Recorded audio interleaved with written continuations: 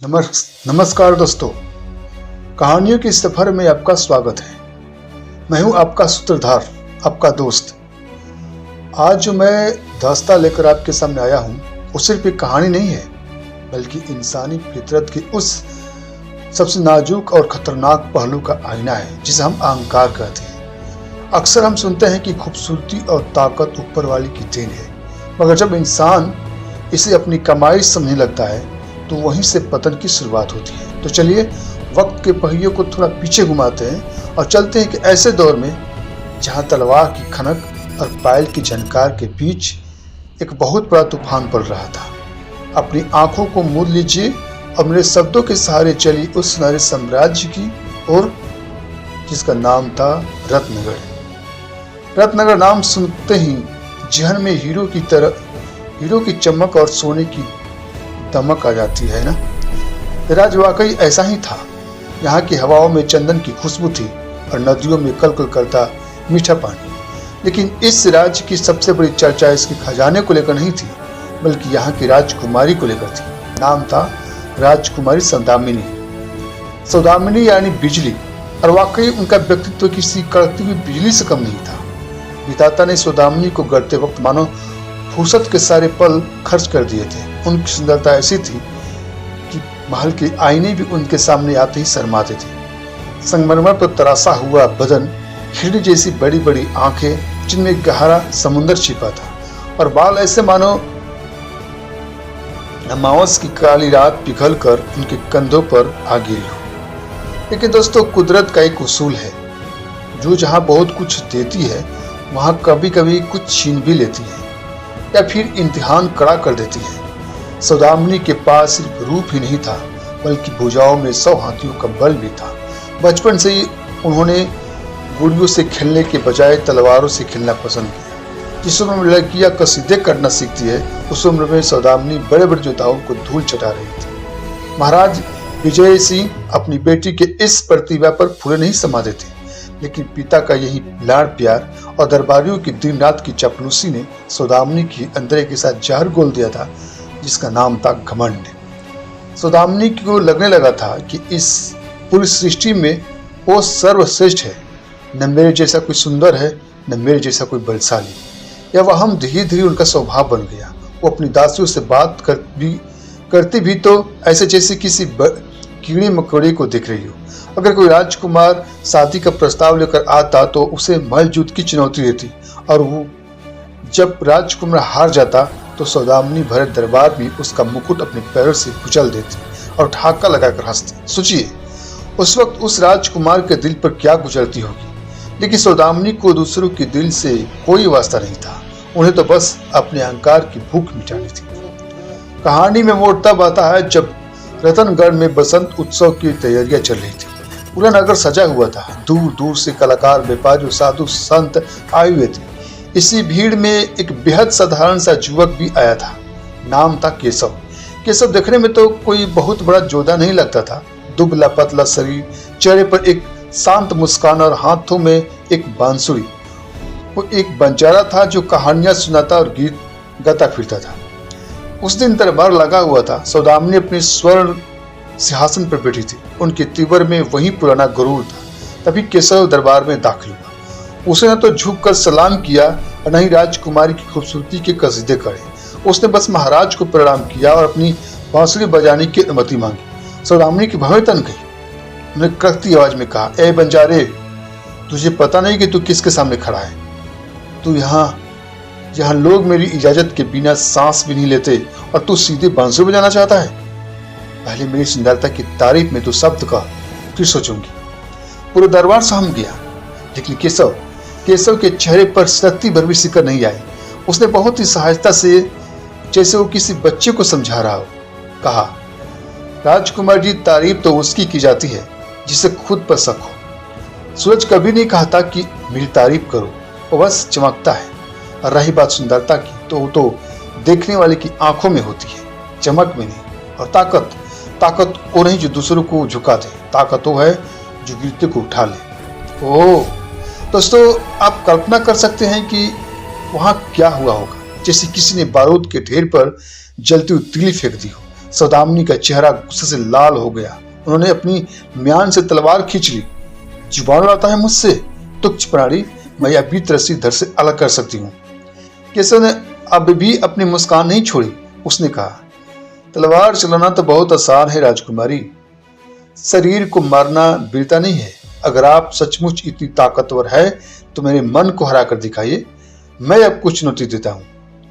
दरबार में सन्नाटा पसर गया। एक पंचारा राजकुमारी को चुनौती दे रहा था। सौदामिनी ने हंसते हुए कहा, चुनौती? तू? ठीक है, बोल, क्या चाहता है? मलजूद या तलवारबाजी? केशव ने सिर हिलाया। नहीं राजकुमारी, लोहे से लोहा टकराने में कोई वीरता नहीं। मेरी चुनौती अलग है। कल से मौन वन की यात्रा शुरू होगी। कहते हैं उस जंगल में इंसान को अपने सबसे बड़े डर का सामना करना पड़ता है। हमें वहां 3 दिन बिताना, बिना किसी हथियार, बिना किसी सेवक और बिना किसी भोजन पानी के बिताना होगा। जो पहले हार मान लेगा या जिससे दूसरों के मदद मांगनी पड़ जाएगी, वो हार जाएगा। अगर मैं हारा तो मेरा जीवन आपका, अगर आप हारी तो आपको अपना ये गुरूर यहीं इसी दरबार में धूल में छोड़ना होगा। मौनवन, यह नाम सुनकर महाराज विजय से भी कांप उठे थे। वो एक ऐसा जंगल था जहां खामोशी भी चीखती थी, लेकिन सौदामिनी का अहंकार उसकी आंखों पर पट्टी बन चुका था। उसे लगा था कि जिस जंगल में शेर चीते उसका कुछ नहीं बिगाड़ सकते, वहां ये बांसुरी वाला क्या टिकेगा। उसे संत मंजूर कर ली। अगली सुबह जब सूरज की पहली किरण ने धरती को चुमा, दोनों जंगल के मुहाने पर खड़े थे। सौदामिनी ने अपनी राशि वस्त्र उतार कर एक साधारण सूती कपड़ा लपेटा था, लेकिन चाल में अक्कड़ भी अभी वहीं थे। केशव के पास सिर्फ उसकी लाठी थी। जैसे जैसे उन्हें जंगल में कदम रखा, हवाओं का रुख बदल गया। मौन वन कोई साधारण जंगल नहीं था। वहां के पेड़ ऐसे लगते थे जैसे सदियों से तपस्या में लीन, और लताएं रास्तों को ऐसे जकड़े हुए थे जैसे कोई जाल बिछा हो। पहला दिन तो सौदामिनी के जोश में बीत गया। वो तेजी से आगे बढ़ती रही, झाड़ियों के नंगे हाथों से हटाती रही। उन्हें केशव को पीछे छोड़ने की जल्दी थी। केशव धीमे धीमे प्रकृति को निहारते हुए चल रहा था। दोपहर होते होते जब सूरज सिर पर आया तो भूख और प्यास ने दस्तक दी। सौदामिनी को आदत थी कि ताले बजाते ही शीतल जल और स्वादिष्ट व्यंजन हाजिर हो जाते थे, लेकिन यहाँ तो सूखे पत्तों की ससराहट के सिवा कुछ नहीं था। शाम ढलने लगी। जंगल घना और डरावना होता जा रहा था। दूर कहीं सियार की रोने की आवाज आई। सौदामिनी जो कहती थी कि उन्हें किसी से डर नहीं लगता, उनके दिल की धड़कन तेज होती गई। रात हुई तो ठंडा बढ़ने लगी। केशव ने एक पेड़ के नीचे सूखी लकड़ियां जमा की और आग जलाई। सौदामिनी थोड़ी दूर पर एक चट्टान पर अकड़ कर बैठी रही। उन्हें ठंड लग रही थी, दांत किटचा रहे थे, लेकिन उसका अहंकार उन्हें उस आग के पास जाने से रोक रहा था। केशव ने आग के लपटों को देखते हुए कहा, राजकुमार जी, यह आग किसी की जागीर नहीं है, प्राकृतिक भेद नहीं करती। आइए, वरना ठंड आपके अभिमान से पहले आपके शरीर को तोड़ देगी। सौदामिनी में कोई बदलाव नहीं आया, लेकिन आधी रात होते होते जब शरीर सून पड़ने लगा तो वो मजबूर होकर नजर झुकाए आग के पास आई। यह उसकी पहली हार थी जिसे उन्होंने स्वीकार नहीं किया। दूसरा दिन और भी कठिन था। अब भूख बर्दाश्त से बाहर हो रही थी। सौदामिनी ने शिकार करने की कोशिश की। उन्होंने एक पत्थर उठाया और एक खरगोश को फेंका, लेकिन निशाना चूक गया। वो उड़ती चिड़िया की आंख भेदने की क्षमता रखती थी। आज भूख और थकान के कारण स्थिर लक्ष्य भी नहीं भेद पाई। उन्हें अपनी ही कमजोरी पर गुस्सा आ रहा था। वो चिल्लाई, झल्लाई, पेड़ों पर लात मारी, लेकिन जंगल को उनकी गुस्से से कोई फर्क नहीं पड़ा। उधर केशव ने जमीन खोदी, कुछ कंदमूल निकाले और चुपचाप खाने लगा। उसने सौदामिनी की तरफ देखा भी नहीं। यह उपेक्षा सौदामिनी को अंदर से काट रही थी। तुम मुझे कुछ दोगे नहीं? अंत सौदामिनी के मुंह से ही निकल गया। केशव ने शांति से कहा, यहाँ राजा और रंग का भेद नहीं है। यहाँ वही खाता है जो कमाता है, या जो मांगता है। क्या आप मांग रही है? मैं भीख नहीं मांगती, सौदामिनी फुफकारी। तो फिर भूखी रहिए, केशव ने सपाट स्वर में जवाब। याद रखिएगा राजकुमारी, अक्कड़ मुर्दे की पहचान होती है। जीवित इंसान को झुकना पड़ता है, फलों के लिए भी और पानी के लिए भी। उस दिन सौदामिनी ने जाना कि भूख का दर्द तलवार के घाव से भी गहरा होता है। उन्हें केशव की फीकी हुई गुठलियों को देखकर लालच आया, लेकिन उन्हें खुद को रोक लिया। वो अंदर से टूट रही थी। उनकी सुंदरता धूल और पसीने से लिपटी हुई थी। बाल उलझे हुए थे, होठ सूखकर पपड़ी बन गए थे। अगर आज कोई उन्हें देखता तो पहचान भी नहीं पाता कि यह वही विश्व सुंदरी सौदामिनी है। तीसरे दिन का सूरज एक नई मुसीबत लेकर आया। आसमान में काले बादल घिर आए और मूसलाधार बारिश शुरू हो गई। जंगल का रास्ता कीचड़ और दलदल में बदल गया। वो एक पहाड़ी ढलान से गुजर रहे थे। केशव आगे था, लाठी के सहारे संभल कर चल रहा था। सौदामिनी पीछे थी, थकान से चूर। उनके पैरों में छाले पड़ चुके थे। हर कदम एक सजा जैसा लग रहा था। अचानक तेज हवाएं गिड़गिड़ाई। पहाड़ी के ऊपर से एक चट्टान खिसकी।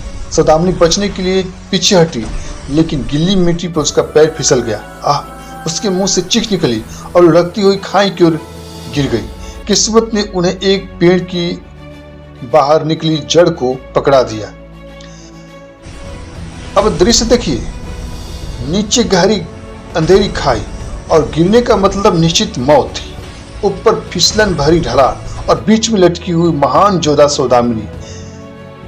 बारिश ने उनके चेहरे पर थपेड़े मार रही थी। उनकी पकड़ ढीली हो रही थी। उनका सारा बल, सारी तलवारबाजी, सारा सौंदर्य, सब कुछ उस पल शून्य हो गया। मौत जब सामने खड़ी होती है ना, तो इंसान का असली चेहरा सामने आ जाता है। केशव ने ऊपर से झांका। सौदामिनी ने ऊपर देखा। उनकी आंखों में अब आग नहीं थी, बल्कि एक बच्चों जैसा डर था। रो रही थी। आंसू और बारिश का पानी मिलकर उसके गालों पर बह रहा था। केशव मुझे बचाओ, और चिल्लाई। यह पुकार किसी राजकुमारी का आदेश नहीं, एक डर ही इंसान की गुहार थी। केशव वहीं खड़ा रहा। उसने हाथ नहीं बढ़ाया। उसने ऊंची आवाज में कहा, क्यों बचाऊं? तुम तो सर्वशक्तिमान हो। अपनी भुजाओं के बल पर ऊपर उठ जाओ। तुम्हें तो किसी की जरूरत ही नहीं थी ना। नहीं, मैं नहीं कर सकती। मेरी पकड़ छूट रही है। सौदामिनी गिड़गिड़ाई। मैं मानती हूँ, मैं कमजोर हूँ, मैं अकेली हूँ। प्लीज दया करो। यह दया शब्द सौदामिनी की शब्दकोश में नहीं था, लेकिन आज यह उनकी आत्मा से निकला था। केशव ने कहा, सिर्फ कहना काफी नहीं सौदामिनी, महसूस करो। देखो खुद को।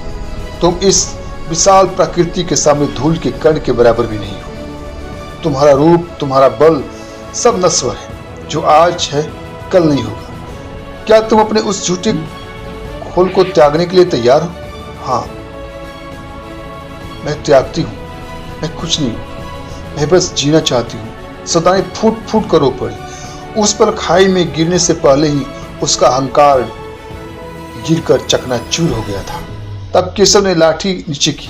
पकड़ो इसे। सौदामिनी ने कांपते हाथों से लाठी थामी। केशव ने अपनी पूरी ताकत लगाकर उन्हें ऊपर खींचा। जैसे ही सौदामिनी ऊपर समतल जमीन पर आई, वो कीचड़ में ढेर हो गई। वो केशव के पैर के पास पड़ी थी, हाँफ रही थी, कांप रही थी। केशव ने अपनी चादर उनके ऊपर डाल दी।